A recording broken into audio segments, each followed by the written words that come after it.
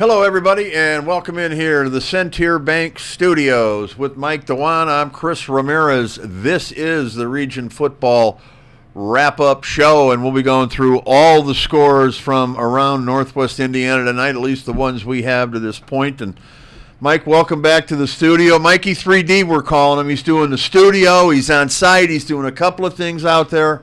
You're everywhere tonight, Mike. A jack of all trades and a master of a couple of them. Hey, I learned from the best here. You know, it's what makes Friday night so fun. You get to be kind of everywhere and anywhere all at once. So. Well, flattery will get you everywhere, but I will say, it did. When I was thinking about what you were doing tonight, it reminded me of the early days of what we were doing. Yeah. Chris Lannon and I, or whoever was with us, running from site to a studio to a radio station to a football game, back and forth. One big circle all night. It was a lot of fun in those days, you know. You really kind of get your chops, you know what I mean? You kind of learn how it goes. And so thank you for everything you did tonight. We got Zach Miller in the studio at the controls here. And Joey Heinrich made his way back here from Hobart High School where he was handling our production details out there. Mike, let's get right to it here. The hometown scoreboard, courtesy of your neighborhood Strachan Van Til Market. Let's start in Valparaiso tonight. How about this? It was 21-0 early. Andrean leading at Viking Field. But the Vikings stormed back in this one with the last 28 points of the game. It all started with a 96-yard kickoff return with about a minute to go in the first half from Julian Stokes. After that point, or from that point on, it was all green. When it's 21-0 in the first half, you need a play to kind of have things kind of go your way. And with a minute left in the first half, like you mentioned, having a kickoff return after a touchdown from Andrean to make it a 3-score game, that's huge to get things rolling for the second half. Valparaiso obviously rode that momentum to a big comeback win. And, yeah, that was a game where, again, two top 10 teams in our Enigenberg top 10 countdown, the home improvement top 10. But Valparaiso, we know they're a bigger school. We know that Andrean typically plays up in these non-conference games. Valparaiso, when we see they're down 21-0, it's like, Andrean, they could be for real this year. And again, credit to Andrean for being in this game, still a 7-point game. I'd like to say that's not what we kind of expected from Andrean's point to hang in this game for the fourth quarter, but also kudos to Valpo for riding that momentum from that Julian Stokes kickoff return before the first half concluded. The 28-21 win. That was a huge game on the Region Sports Network. Yeah, and I think if you were even, ask Andrean people, were you surprised to be up 21-0? If they were being honest with you, they'd say, yeah, we were real surprised to be up 21-0 at Valpo. Andrean's looking pretty good, but, that comeback by Valpo, really impressive tonight. And 28-21, the score kind of sounds right, the final score. Yeah. It's just the way it happened. The 21-point lead for Andrean and the 28-point comeback. I don't think anybody really saw it that way, but a good game out there at Viking Field. Julian Stokes, by the way, I have no idea, but when I think of Valpo and the name Stokes, and maybe if anybody knows from Valpo, you can chime in on social media there on one of the posts. But I don't know, is Julian Stokes related to Tom Stokes, the state champion coach from I think it was 62 to 76, Joey, is that what it was? And he won the state title, the first ever Northwest Indiana state football title. There you go. Goes to the Valparaiso Vikings in 75, and Tom Stokes was the coach. So that's just a game I always play, the name game. I've been around long, I'm dealing with different generations of people here. Seen plenty of names for sure. So yeah, but hey, that's one of those plays, electrifying plays. We're going to see plenty of those next week. We're going to plug something else, a project we got going on, but electrifying plays, one of those kickoff returns to really reinvigorate this Valparaiso football program, and arguably, give them the dub. That's really what that play does. I think it was the play of the game. I believe they anointed that. Michael Bradner and Jay Simmons are both on the call. It's a play that woke them up and got them back in this game. Well, you played high school football, Mike, so talk about you're down 21-0 against a good football team. You're about to go into the half, and they just scored to make it 21-0. Talk about the momentum shift both ways that touchdown gives for, not only for, a positive effect for Valparaiso, but maybe just a little sort of a flinch on Andrean's part there, and it really had to be the spark going into the locker room they needed, is how I'm seeing it. Yeah, a play like that, and again, especially looking at the schools in the game itself, Andrean being the smaller school with a lot of guys playing two ways, it sucks the life out of you. And in a game where you're up 21-0, hoping to get in a half against a very solid team, playing on the road, trying to get all momentum you can, to have a play like that happen, it truly sucks. It can suck some air out of you, can't it? Yep. Especially with those two-way players, Jimmy Finley, a couple other guys. Jimmy Finley, I want to say, was the blue-collar player of the game. But that's a player, again, as the game goes on, the quarters get later and later. You need all the momentum you could get because that energy is draining. Yeah, you're no longer fist bumping your teammates going into the locker room. You're not leaving the field in Valparaiso. Again, that's just what they need. They got, again, plenty of depth over there. A lot of guys kind of filtering in different positions, and it's a pick-me-up for everybody because now that defense wants to go back out on the field and, hey, get this next stop. Let's get the offense rolling, and let's get to it. And obviously that did just that. Yep, let's keep moving along here. 35-0, the second week in a row. The River Forest Ingots, this time over the Calumet Warriors. I don't know how often the Ingots outscore teams back-to-back by 70 points and have shutouts in 2 straight weeks, especially to open the season, so congratulations to them. But we got them at number 10 for a reason. We think this is a good football team. Mark Hidalgo's got his guys right. Simple as that. Again, 35-0 for the second straight week in a row. Going to be a fun one next week for the Ingots. They're going to be taking on the Wheeler Bearcats. That's going to be a game we should probably mention. But River Forest, again, they're ranked for a reason, like Chris said. They're solid throughout. Their defense is relatively young, but they got some guys that are stepping up big time, and they have an electrifying quarterback over there at Aiden Silver. He's great with his arm, but he's more great with his legs. He's fantastic. And again, Mark Hidalgo, they got the guys going in the right direction. River Forest, a team to really look out for in this top 10 list, as well as the GSSC. You're watching the Region Football Wrap-Up Show. Mike Dewan, Chris Ramirez here from the Centier Bank Studios. Going through the hometown scoreboard here, courtesy of your neighborhood Strachan Van Til Food Market. Moving on down the list, let's go to Hessville High, the Governor's Mansion on 169th and Grand Avenue. The Governors fall in this one, 36-23. They did have a 2-point lead to open the game, got a safety against Chesterton. But after that, Chesterton got its act together and went on a nice run.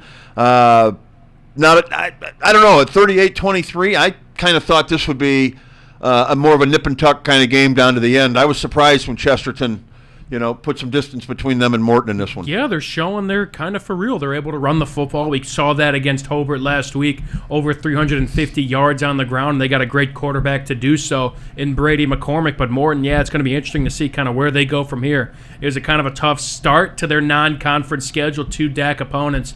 That's not many things. It's not something that a lot of schools could say they schedule in the first 2 weeks with them not being in the DAC. So Morton, I know they hold themselves to a high standard. I completely respect them for that. But, again, they have all the talent in the world. We kind of said this yesterday on Region Football Weekly. Just can they put the pieces together and try and string out some games? Again, Chesterton and Portage, 2 solid teams this year. It's not an easy start. You're looking to bounce back in week 3, and then eventually, conference play is going to roll around. I'd like to say they're the favorite in that conference, but they got to get their act together once those games roll around. Yeah, and I got to say credit to Chesterton because, as I mentioned, I'm kind of surprised that they were able to handle Morton the way they did. Mm-hmm. That's partly was a comment about Morton. I think Morton's a pretty good football team. Not sure what's going on over there, but they got to look at themselves in the mirror right now and find an answer. And hopefully they can do that. But if you're Chesterton, you're going into conference play now undefeated, and you've beaten a couple of decent football teams. No, you got to feel pretty good about yourself. That's for sure. This team, they matched their win total from I want to say a year ago. I think they were 2-8 last year. Sounds right. From what I remember, they lost a lot of close games last year, but this year I know they got a couple guys coming back, but. Quarterback play has been pretty significant this time around. Brady McCormick, his first full season under center. I know he kind of took over for injuries kind of last year under center, but Chesterton's really surprised some people. They were a bubble team going into this week along with Morton. I wouldn't be surprised if they kind of switched places because Morton was higher above them on that list. And hey, Chesterton again riding into Duneland play, they could do some damage and crack our top 10 even by next week. Yes, that would be something. And again, 2-0 going into conference play, they got to feel real good about themselves. That's where you want to be. Let's move on down the line and talk to our friends from Griffith. Now, Mike, I know this one hurts you. You're a Mustang. But how about the Griffith fans out there? They got to be really happy on a Friday night. 49-0. They're 2-0. They've outscored their opponents 105-0. I know this isn't 1997, but on the scoreboard, it sure has to feel that way if you live in Griffith. Not a bad start there for the Panthers and for Phil Mason. The second year, in my opinion, is the most important season for a new head coach within a football program. And we kind of see that a little bit right now at Portage with Roy Richards and now Phil Mason going into his second year at the helm at Griffith.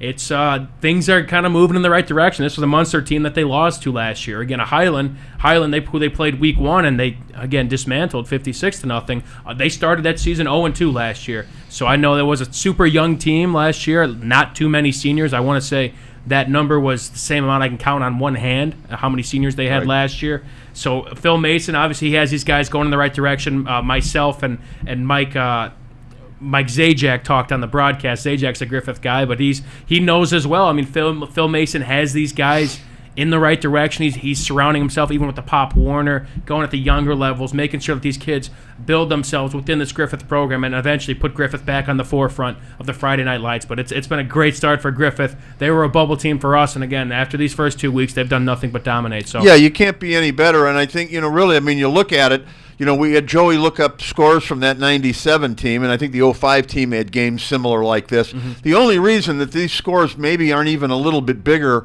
in differential is they have a running clock nowadays. You didn't have that 20 years back. So back then you got to put up 70 points on a team in these situations. Now, the clock runs out before you can get there. So when you look at Griffith, it's been, about a near perfect start as you can have. And you mentioned, the amount of seniors on one hand. I think it was on one finger by the end of the year. There weren't many of them by the end of the season. And what does that mean? His sophomores and juniors, the underclassmen, got a ton of playing time, and it's paying off. No doubt about it. Things are looking up for Griffith. We're just super excited to see, again, Griffith football hopefully kind of become the forefront again. We know that's one of those football communities around here in Northwest Indiana that if things are going right, it's going to be a fun time for that fan base and just for us being in this kind of industry. It's a football town. There's no question about it. And when Friday nights are, happening in Griffith, the fans come out and it's a big deal and the town gets charged up by it. No kidding. Maybe that'll start to happen here. Phil Mason working his magic, his legacy kind of continues. He's had that run at Andrean. He actually started the Wheeler Chip started, I believe, but he was at Wheeler. He was at Clark before that. He's kind of, moved up the ladder and had some degree of success everywhere he's been. Mm-hmm. Andrean, and then, of course, Michigan City, 2-3 semi-states in a short span there. But people always, this, that. He's going to Griffith, and he's doing this pretty much all by himself. Yeah. He's not at a private school where he's recruiting kids. He's not at a big school, and he's bringing another head coach with him. Phil went to Griffith, and he's had to do this from the ground up. And he's done it in pretty short order. Now, there's going to be more, challenges on the schedule. Mm-hmm. I actually think conference play could be a little tougher for Griffith than their non-conference has been. And the kind of funny thing about that, I don't know if funny is the right word or not, but Munster's a school maybe with 900 more kids than Griffith. And this is what they did to them. And Highland's a bigger school as well. Yeah. So Griffith, once they get into conference, Griffith, they may be the biggest school in the conference. Yeah, it's going to be a competitive conference, to say the least. But with River, with Boone, with Wheeler, I don't know if I'm forgetting anybody in there. Whiting could be an issue. West Side. It's a good conference. The GSSC is a strong conference this year, and Griffith could be the strongest of them. It's going to be an exciting race in that conference. You talk about Wheeler and River Forest and West Side and Boone as potentially teams that could find themselves winning their respective division. I think it's safe to say we could throw Griffith in that mix. All right, Mike. Spend a quick minute here talking about the Beloved. They're on the wrong end of a 49-0 score. I believe it was 38-0 last week against LC. So kind of flipping the coin from where Griffith is at. What's your take on what Munster needs to do to climb out of this hole? Because when they get into conference play, their schedule's not really going to lighten up much. No, the NCC is always going to be tough, and Munster, they've been in the basement for quite some time since I was kind of over there, and it's tough sledding. I think they did a nice. I like what they did with head coach position, just kind of getting some new blood in there, and Ramos in St. Louis. I had, again, a privilege to meeting him and talking with him, and he's a great dude. His mind's in the right place. He wants what's best for the kids as well as his community, and he knows that this is a town that, again, is deprived of a great football, a halfway decent football program. Athletics at Munster is very solid just about everywhere else, but when it comes to football, it's been quite a struggle for them for, I want to say, probably the past decade. So I think just looking at kind of the state of the Munster program, it's just getting the right kids out there, simple as that, making it an attractive program. And again, like I mentioned, with kind of being in that second year, like Phil Mason, the second year is going to be important. Now, Coach St. Louis of Munster, he's going to realize kind of what he's getting into, what I have to kind of adapt, and how do I get these players out here and kind of rebuild this program. Because, yeah, Munster, they're still in that kind of stage of the rebuild, and it's going to be probably tough sledding for them, but it's a long season. They're looking for some positives, and again, the first season for a coach is never easy, and we can only see where time goes from here. As someone who has grown up in the town of Integrity, the swim capital of Indiana, if you will, and still resides there, what do you get? Is football a conversation piece when you're at a backyard barbecue, or when your dad's buddies come by that play? I mean, is it something that you hear much of, or is it just right now a topic that people are waiting on before they comment on? Yeah, I mean, it could be a topic at sometimes, maybe not for the right reason. I would say it's. But I'm enough that they care enough to bring it up is what I'm asking. Yeah, basically. I mean, if we get to that point, but again, there's a lot of things in terms of sports at Munster that goes talked about before we reach football. And you mentioned the swim capital of the world. I think they're also a tennis capital of the world. Too, we can say as well. But anything but football. And again, it's going to be an uphill battle for these things. But it's just getting the right kids out there, keeping them in town as well. That's kind of a big challenge that I've experienced kind of within my playing days not too long ago. And it's always something to take note. But again, I like St. Louis. Again, it's not going to be all sunshine and rainbows in year one, but it's kind of the struggle that coaches have to face in year one. It's that learning curve. He's coming in from Elkhart, so again, he spent time in HF, and he's a little bit familiar with the area, but it's going to be a learning curve in year one for any coach. And again, I think it'll be the same here for St. Louis. Yeah, and hopefully in Munster they're patient, because I think what you need to do here, I mean, like you said, you got to watch private schools and you got to keep kids there. It's not easy to do when you got a great player playing in a bad program. Somebody comes to get him. Yeah. And that's a guy you could build around if you can keep him. So for Munster, I think the key might be building from the ground up. Yeah. You need a class of kids that play together for 7 or 8 years and are all buddies and aren't going to turn their back and walk away and go to another program because they believe in what they're doing. Just got to keep them together. That's it. That's kind of the same for all these kind of schools. It's the transfer kind of market is bigger than ever in this stage of Northwest Indiana football, and Munster's kind of one of those schools, along with some others, that reaps, just kind of suffers the most from it. So it sure it's does. just changing the culture over there, and but obviously, again, don't want to take anything away from Griffith's performance here tonight. Still outstanding. Fantastic. Obviously, they're kind of on the upswing so far in Phil Mason's second year. All right, we're going to take a timeout. Zach, you're watching the Region Football Wrap-Up here. We're live in the Centier Bank Studios, and we're back with more on the Region Sports Network, the only game in town. When life takes you places and you can't get to the store, shop online with Strack and Van Til To Go. Our to-go service is easy to use, and it can save you time and money. Once your order is in, our own Strack and Van Til team preps your order with care. For delivery or pickup, enjoy the convenience of letting our to-go team shop for you. Enjoy your special moments. Sign up online today at shop.strackandvantil.com. Hi, I'm Crowell Company's Lantern Man. For years, I've helped your family and friends save on their car insurance. And now I've returned to rescue you from high prices. Whether you have a perfect driving record or a not-so-perfect record. Follow me to the Crowell Agency for immediate and affordable coverage. I'm your insurance superhero. Crowell Company's insurance professionals. Highland, Merrillville, and Michigan City.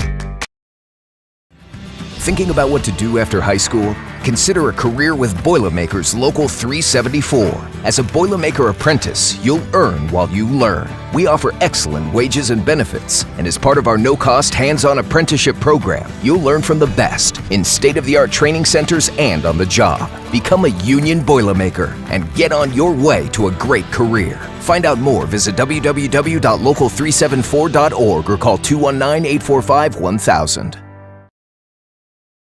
Can't wait for summer, but dreading the heat because your old AC let you down? Don't sweat it out this summer. Call Economy Electric Heating and Cooling. The professionals there can fix you up. Install a central air unit that'll last for years. Your family deserves to stay comfortable. And with a 24/7 emergency service, comfort is just a phone call away. Give them a call at 219-923-4441 or check them out on the web at 4ajobdoneright.com.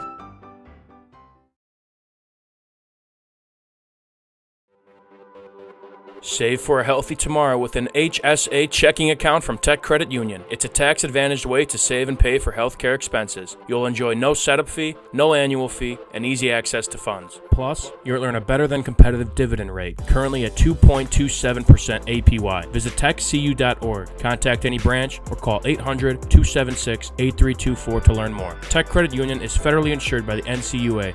Rates may change without notice.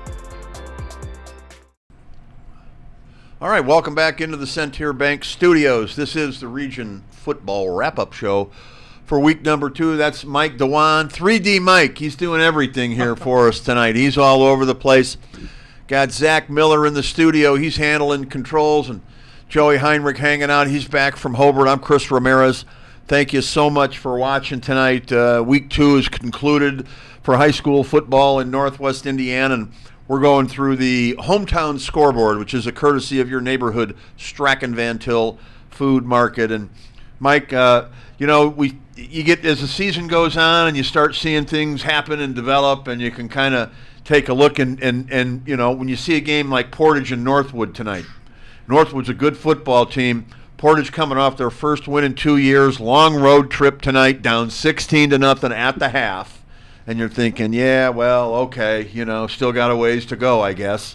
And then, bang, they pull it out and they win 19-16. Crazy. How about that? Portage is 2-0.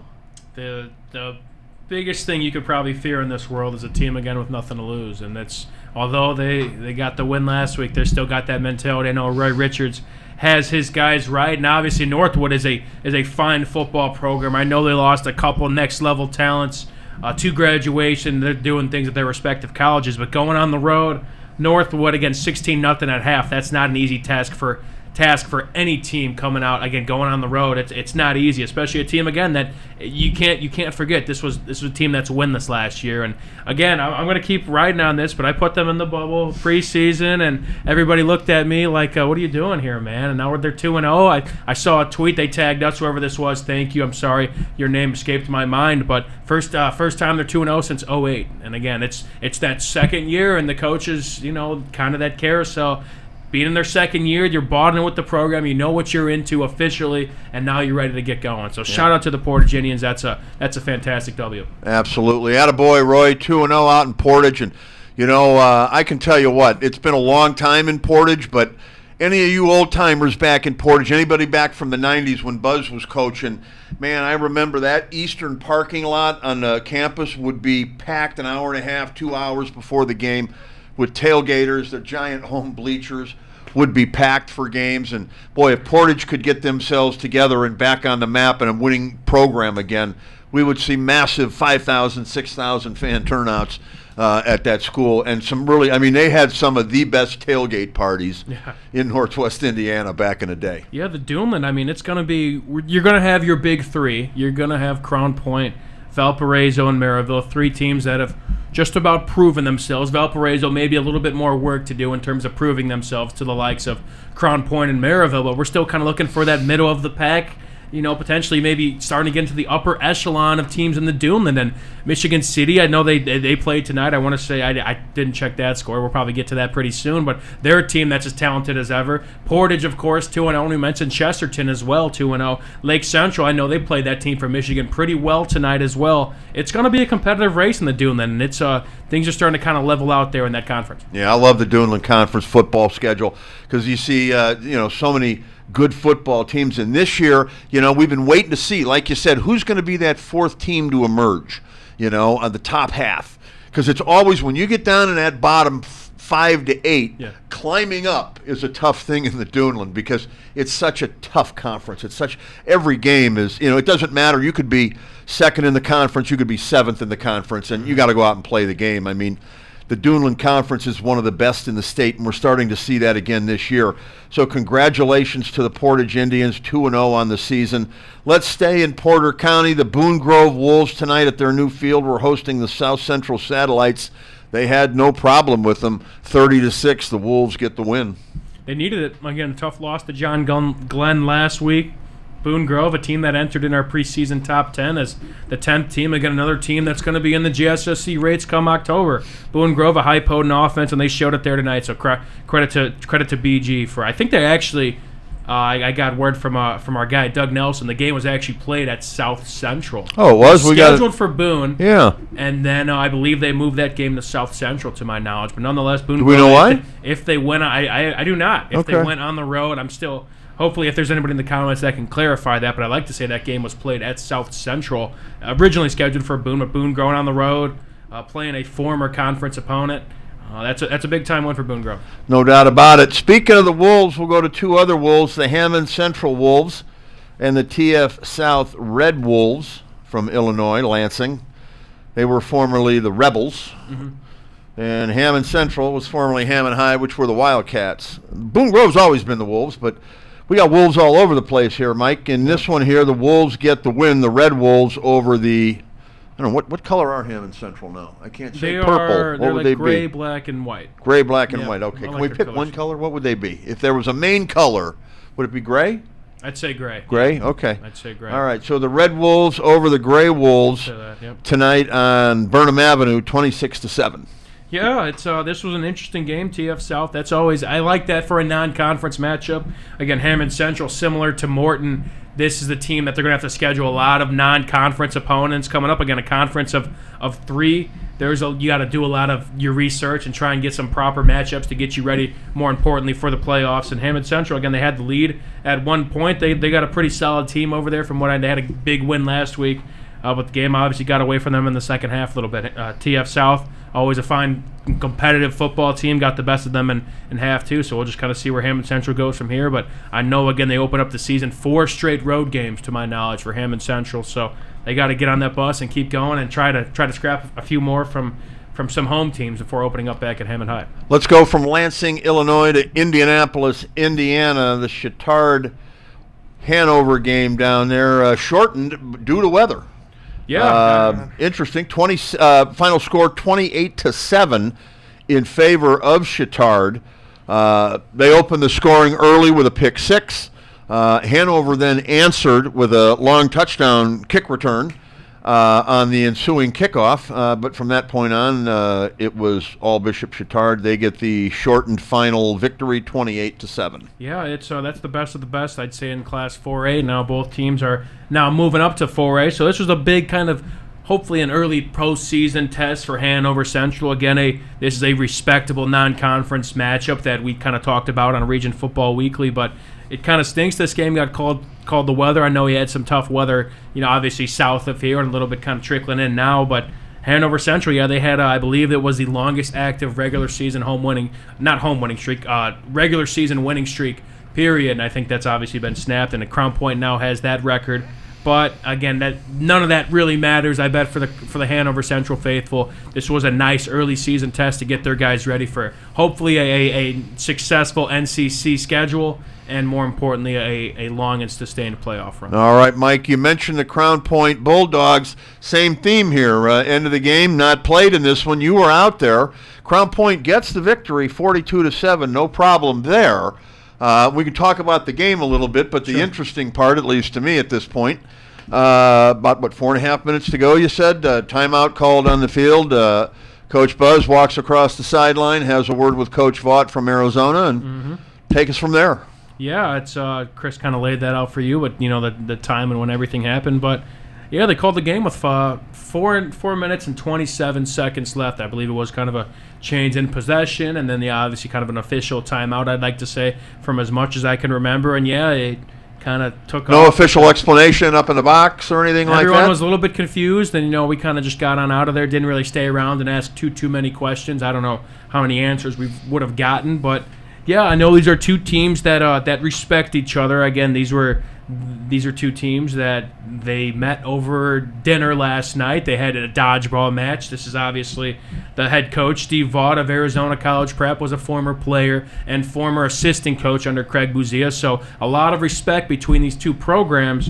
Now, my only speculation, Crown Point did suffer a few injuries to some bigger name players, whom of which I will not name, but in time where maybe the game was decided, it was still competitive. They were still playing their 1s and 2s a little bit, but it was kind of like, okay, maybe this game's decided. This is all speculation, but maybe it'd be better for us to just call it. But again, it's a running clock. I don't know. That's where, again, we were kind of talking about off the air. It's still a running clock.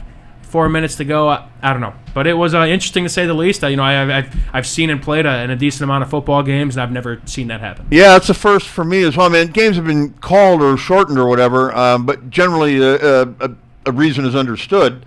Now, one thing you mentioned is that Arizona College Prep, their roster might have been a little bit lighter than normal. I don't know if that played a factor, but 42-7 end of the game. That's normally sophomore time.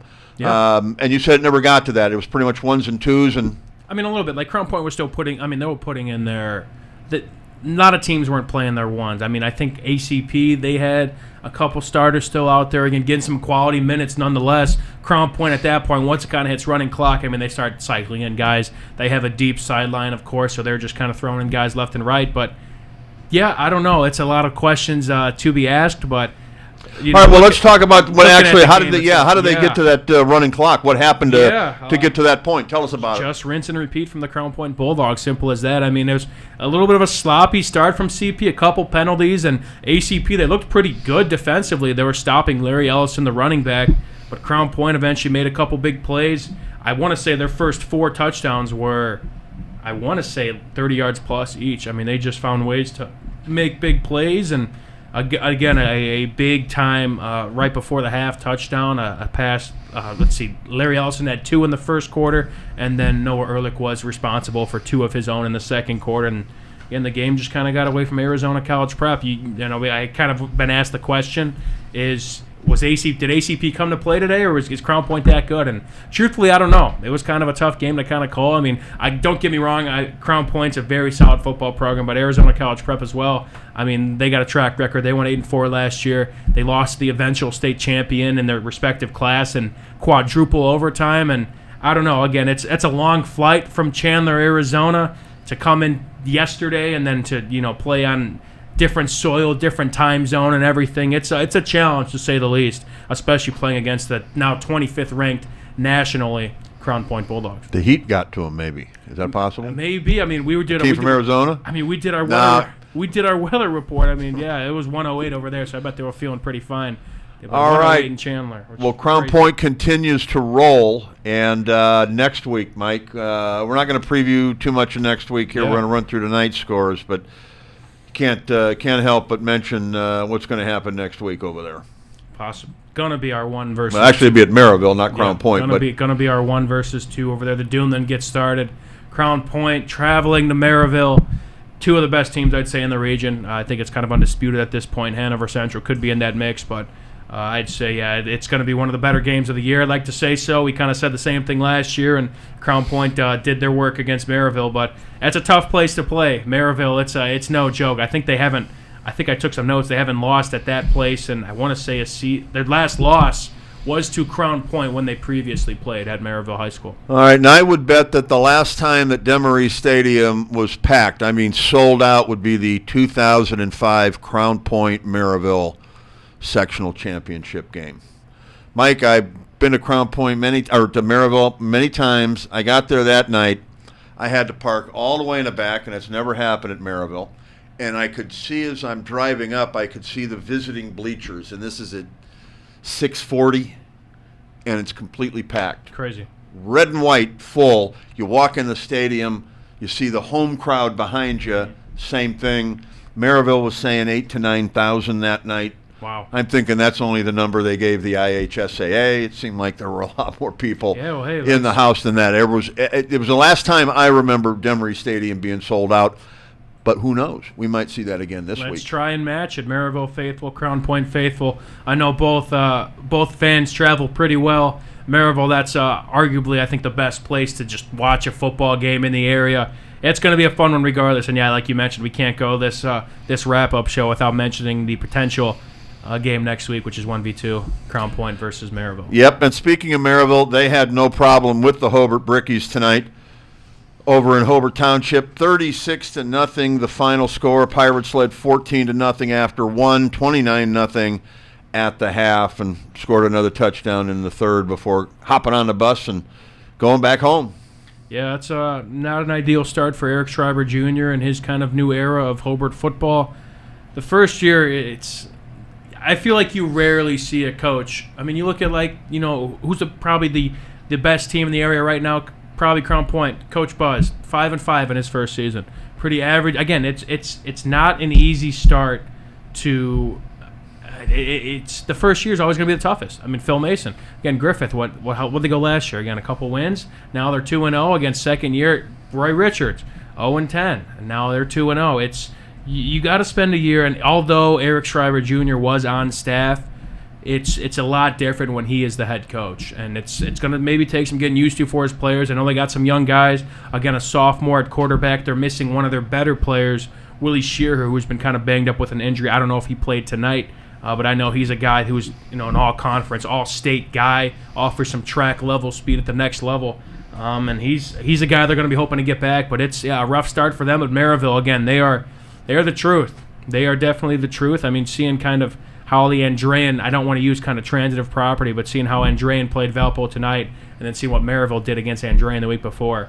Maryville, I mean, they look like undisputed the second best team, or maybe even the first best team. We'll figure that out come next week. But we're going to find out. Yep. That's why they play the games. Yes, sir, and it's going to be a fun one regardless. So, but they are tough. All right, well, let's keep rolling here with scores. Another team from the Duneland Conference, the Michigan City Wolves tonight at Ames Field. They welcome the Lafayette Jeff Broncos. 10-7 at the half. Jeff 17-7 after 3. 17-13 final in favor of Lafayette Jeff. It's a tough one to swallow for Michigan City. Another close game there. It's again we moved them up after last week's kind of chaotic where we had half our list basically lose week one. And me personally, we took a lot of heat for that, Michigan City. That's right. That's part of being in the business. But City, again, this was a game where part of the reason why they were pretty successful last year was they found ways to win the close ones. And I want to say they were leading at one point, if I remember correctly, in this ball game. But then obviously the game slips away from them. Again, I know they got some younger pieces at some big-time positions. But City, again, you don't want to start 0-2 going into the Duneland Conference. It's especially being youthful at some big positions. All right, we're going to take one more timeout. When we come back, we'll have the rest of the scores from Northwest Indiana, and then we're going to call it a night. This is the Region Football Wrap-Up Show on the Region Sports Network, the only game in town.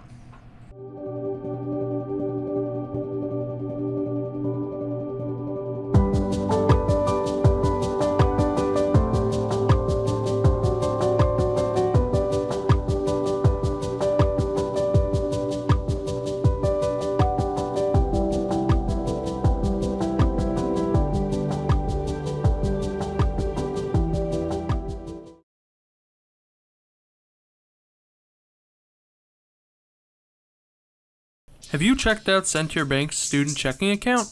This no-fee checking account is perfect for students and teens ages 14 to 24 and comes with all the features you need to succeed, such as a debit card, digital banking, and automatic deposit. Centier Bank can help you start establishing good spending habits today for your better tomorrow. For more information, visit Centier.com/student-checking or visit your local branch. If you are under the age of 18, your parent or guardian must also sign on the Centier student checking account. At the age of 25, your account will automatically convert to the Centier checking account. You must deposit $25 to open this account.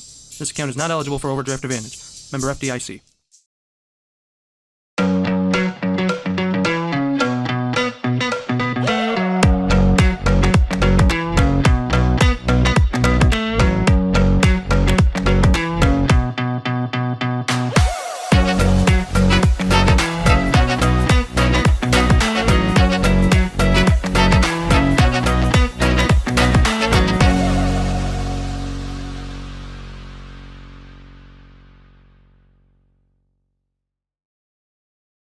Four Seasons Mechanical proudly serves Northwest Indiana, providing quality, reasonably priced, reliable service. With a quality and comfort guarantee, the professionals at Four Seasons Mechanical offer a wide range of services in heating, ventilation, and air conditioning. Whether it's residential or commercial, Four Seasons Mechanical is there 24/7. To find out more, the website is fourseasonsmechanical.com or give them a call at 219-756-7020. Four Seasons Mechanical, your indoor air quality specialists. Earn while you learn from the best hands in the business. The Bricklayers Allied Craftworkers for Indiana Kentucky Apprenticeship. That's right, this is a paid apprenticeship. I'm getting an education while learning a trade and getting paid for it. The thing that surprised me the most about this apprenticeship program is the respect I've received after the proper time and training. Classes start soon, so apply now. There are training centers throughout Indiana and Kentucky. We are the Bricklayers and Allied Craft Workers for Indiana Kentucky Apprenticeship, the best hands in the business. Welcome back into the Centaur Bank Studios with all the guys. Zach Miller, Double Z, Zach Zanelli, Joey Henrik, Triple D, Mike Dewan, 3D Mike Dewan. Either or works. I'm Chris Ramirez. On behalf of everybody at Region Sports Network, thank you for watching. Thank you for following what we do. Right now, we're going through the hometown scoreboard, courtesy of your neighborhood Strachan Van Til Food Market. Gotten through most of them, still got a few games to go. We are looking for the Lake Station versus the Illinois homeschool score, if anyone has that from the Snake Pit out in Lake Station. We are also looking for the East Chicago Central and West Side score, which I'm having a hard time believing that we don't have that, but we don't. So if anybody has that, all we ask is that you be accurate, and you can either text us, message us, or put it right there on social media. Mike, a couple of games, one from last night, Calumet Christian down Bowman Academy 43-6. Another one is tomorrow. Bishop Knoll takes on the Osceola Grace Eagles. Other than that, let's finish up our hometown scoreboard here. We'll go out to Union Township. Kirk Kennedy and the number 6 KV Cougars taking on Nick Testa and the number 7 Wheeler Bearcats. 21 all at the half. A good game like we expected. Ends up 31-25 in favor of the Cougars with a K. Yeah, it's a big win there for Kirk Kennedy and his boys. That was going to be interesting to see. Again, Wheeler kind of playing up to a KV team, a team that they lost to last year. But to kind of talk about Wheeler, one of the things that we're hoping kind of be differently from Wheeler this year, they finished the season winning their conference, doing a great job last year, but they started the season 0-3. Now, obviously, it's not an easy start for Wheeler, again, opening up against Hanover Central, as well as playing a Kankakee Valley team. An 0-2 start from Wheeler with this squad that's returning a lot of guys that probably was not in the works, and then they play a tough River Forest team next week, which that game should be good as well. But for KV, yeah, I'm very interested to see how Marco Castro played. He's their bell cow running back. We talked about him last night on Region Football Weekly. Kirk Kennedy loves his running backs, and he loves giving a dude the rock and letting him go to work. And I bet, again, with a high-scoring game like that, he may have been the difference. But KV, again, a program that has just been going up since Kirk Kennedy kind of took over, and now a 2-0 start for KV. I don't know when the last time that happened, but kudos to them. That's a good start for them. Yeah, it was a good game like we expected, and we'll have more Wheeler on next week as they go to the Swamp to take on River Forest. Another game to look at, jump back into a couple of Duneland teams here. The Lake Central Indians, Mike, they go up to Grand Rapids to play Central Catholic, and on paper, you look at Central Catholic, they're a powerhouse up there. Yeah. And, Lake Central had a nice win last week, 38-0, but still getting used to the new coach. Maybe, not quite in the same category, we're thinking, as a team like Grand Rapids Central Catholic. But sure. Maybe we had it wrong because Lake Central in this one led 3-0 at the half. It was 10-3. They trailed at the end of 3. They ended up falling in this one 17-10. But to be able to go on the road that far, play a private school powerhouse from another state, to lead at half is impressive. To stay in the game and only lose by a touchdown, I think that's impressive as well. I second that completely. I wouldn't say that was kind of in the cards of what we expected from Lake Central. Looking again at this game on paper, LC, we know they got some guys coming back, but again, a lot of getting used to. Like you said, Pete Culiano's first season at the helm. Again, it's never easy in the first season. And going up there, kudos to Lake Central for scheduling a team that's solid as Grand Rapids Central Catholic at Michigan. Again, a 7-point loss. I say that's a win for Lake Central. And again, we're getting ready for the Duneland Conference right around the corner. Although it's a 1-1 record, playing a game like that, going up to Michigan, competing at a pretty dang good level, there's a lot to look forward to for Lake Central come to Duneland play. And again, they could be a bubble team. They were kind of on that outside fringe, looking to kind of have a game to prove themselves. And although they didn't walk away with the W, I still see a lot to look forward to for Lake Central. Yeah, that's a moral victory in my opinion that they were able to go on the road and play to the point where they had a lead at halftime, and then, even though they gave up the lead, the game went down to the wire. Right. They stayed in it the whole time. If you're Lake Central, I think you got to feel pretty good about your performance tonight. Another school from the Duneland taking on a school from the NCC tonight in LaPorte, 28-6. The Lowell Red Devils even up their record at 1-1 on the season.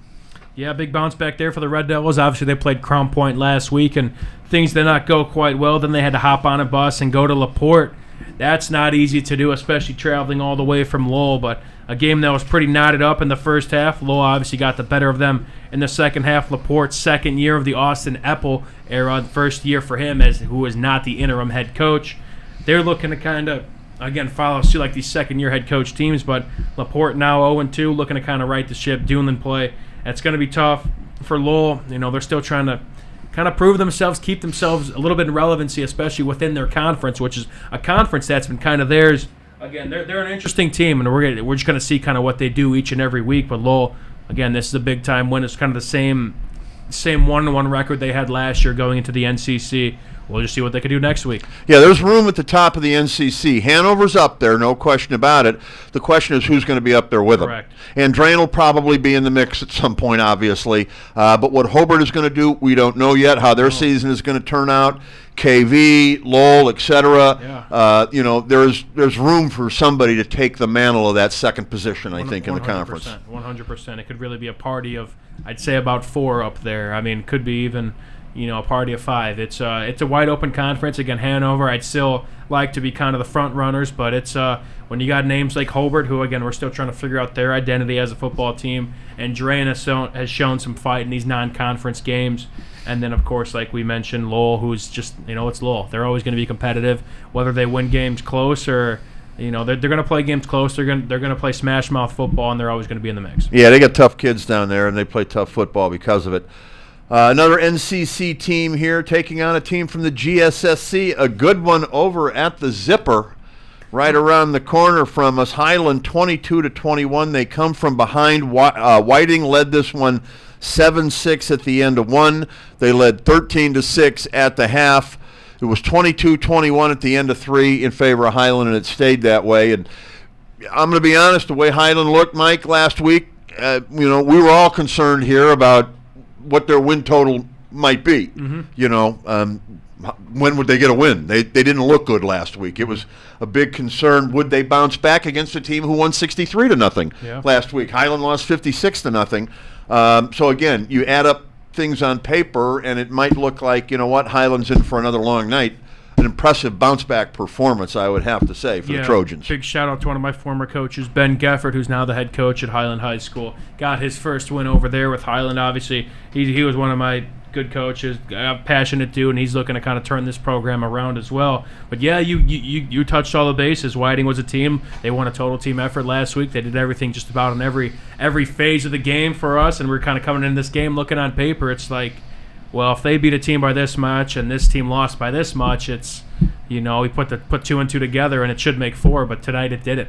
And Whiting, again, it's just see where we go from here. Conference is right around the corner. Again, non-conference is kind of a test, a litmus test to see, hey, if we're playing up, which Whiting did technically by class size, whether you could say whatever the size of the team is.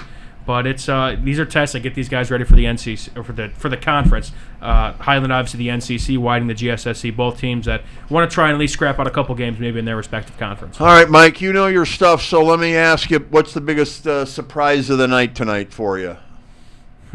Okay. Let me take a look at these scores. I mean, Portage, that's quite the comeback against Northwood. I know they lost again a couple guys, but to go on the road. Even I'm surprised. I'm a big fan of Portage after what I saw this summer, but it's to see what they did to come back. That's no joke, and they're going to be a fun team to watch. Valparaiso clawing back again. It was a little bit interesting at first to see. That whole game was kind of a surprise. Andrean, once I turned that on a little bit while at our broadcast, I'm like 21-0. I'm like, oh, okay. The Niners could be a little bit for real, which I'm not saying they're not, but then Valpo to storm all the way back in that fashion, that was quite surprising. Furthermore, looking at a couple more of these scores.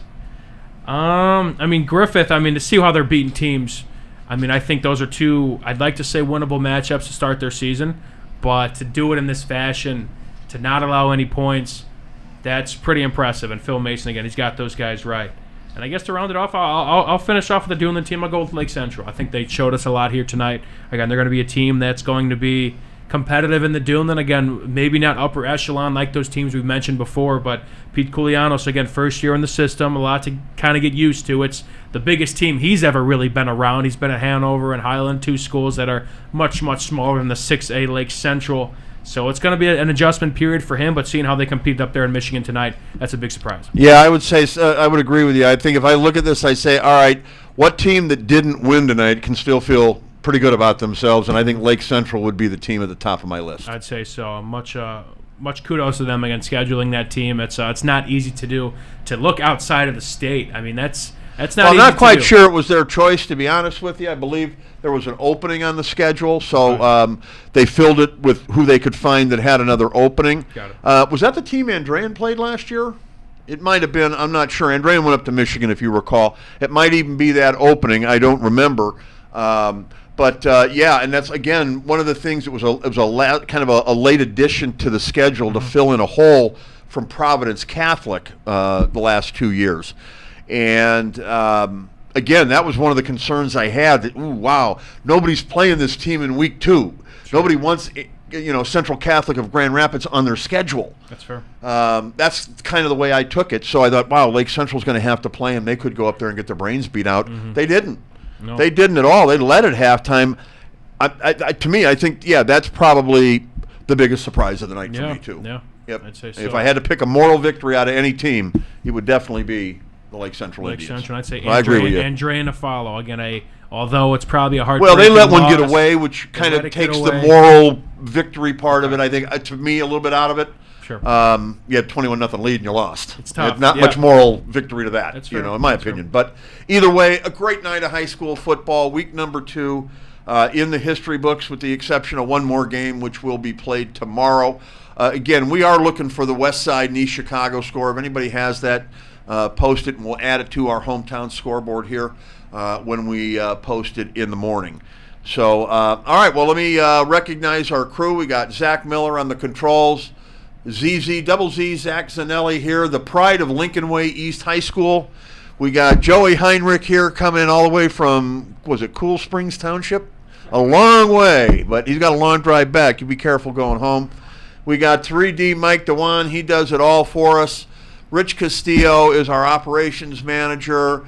And we had, another 20 people or so out on site tonight. Yeah. And all of those guys, hey, thank you for what you do for us. There's really too many to list at this point. But that's going to do it. We're here in the Centier Bank Studios. It's been the Region Football Wrap-Up Show. We hope you've enjoyed the hometown scoreboard, courtesy of your neighborhood Strack and Van Til Food Market. So that's going to do it for week 2. For everybody at the Region Sports Network, I'm Chris Ramirez. Thanks for watching. Have a great weekend. This has been a production of the Region Sports Network, the only